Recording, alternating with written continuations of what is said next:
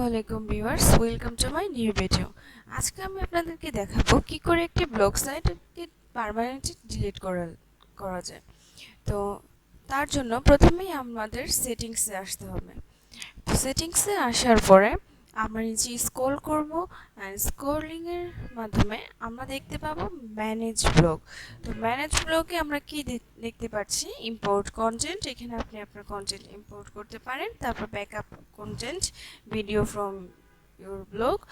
তো আপনি এখানে চাইলে আপনার ভিডিওসগুলো দেখতে পারেন। আর তারপরে সর্বশেষ যা আসছে রিমুভ ইউর ব্লগ, এখান থেকে আপনি আপনার ব্লগটিকে রিমুভ করতে পারেন।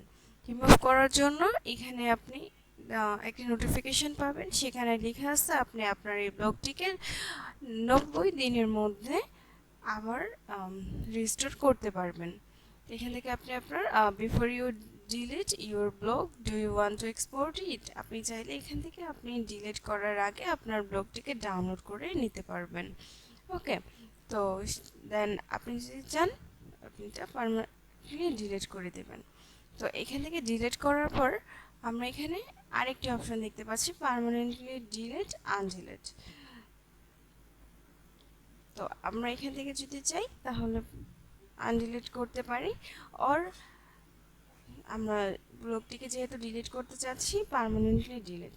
তো সেকেন্ড টাইম আপনি যখন পার্মানেন্টলি ডিলিটে ক্লিক করবেন, আপনার এই সাইটটি পার্মানেন্টলি ডিলিট হয়ে গেল।